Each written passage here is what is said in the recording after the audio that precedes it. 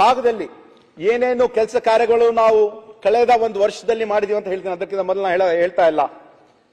ಜಯದೇವ ಹೃದಯ ರೋಗ ಆಸ್ಪತ್ರೆ ಡಿಸೆಂಬರ್ 22, 2024ರಲ್ಲಿ ಸುಮಾರು 182 ಕೋಟಿ ಇರ್ತಕ್ಕಂಥ ವೆಚ್ಚದಲ್ಲಿ ಅದರ ಒಂದು ಉದ್ಘಾಟನೆಯು ಕೂಡ ನಮ್ಮ ಮಾನ್ಯ ಮುಖ್ಯಮಂತ್ರಿಯು ಹಾಗೂ ನಮ್ಮ ಎಐಸಿಸಿ ಅಧ್ಯಕ್ಷರು ಸನ್ಮಾನ ಮಲ್ಲಿಕಾರ್ಜುನ್ ಖರ್ಗೆ ಸಾಹೇಬರು ಬಂದ್ ಮಾಡಿದ್ರು.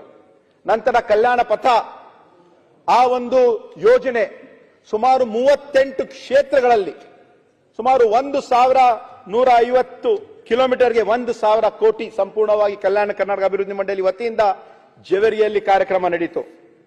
ತಾಯಿ ಮತ್ತು ಮಕ್ಕಳ ಆಸ್ಪತ್ರೆ ಇಂದಿರಾ ಗಾಂಧಿ ಆಸ್ಪತ್ರೆ ಇದೆಲ್ಲ ಏಪ್ರಿಲ್ 16ನೇ ತಾರೀಕಿಗೆ ಅದರ ಒಂದು ಕಾರ್ಯಕ್ರಮವು ಕೂಡ ಕಲಬುರಗಿಯಲ್ಲಿ ನಡೆಯಿತು.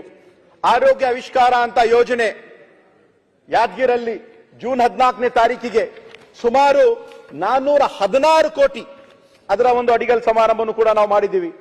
ದಶಮಾನೋತ್ಸವ ಸಮಾರಂಭ ರಾಯಚೂರಲ್ಲಿ ಜೂನ್ 23ಗೆ ತಾರೀಕು ನಡೆಯಿತು. ಹಿಂದುಳಿದ ವರ್ಗದ ಅಭಿವೃದ್ಧಿಗೆ ಸುಮಾರು 381 ಕೋಟಿ ವೆಚ್ಚದಲ್ಲಿ ಅದನ್ನು ಕೂಡ ಅಕ್ಟೋಬರ್ 6ನೇ ತಾರೀಕಿಗೆ ಕೊಪ್ಪಳದಲ್ಲಿ ನಡೆಯಿತು. ಈ ಒಂದು KKRDB ಹಾಟ್ಲೈನ್ ಅಂತ ಒಂದು ಕಾರ್ಯಕ್ರಮ ಕಲಬುರಗಿಯಲ್ಲಿ ಸೆಪ್ಟೆಂಬರ್ 17ನೇ ತಾರೀಕಿಗೆ ನಡೆಯಿತು.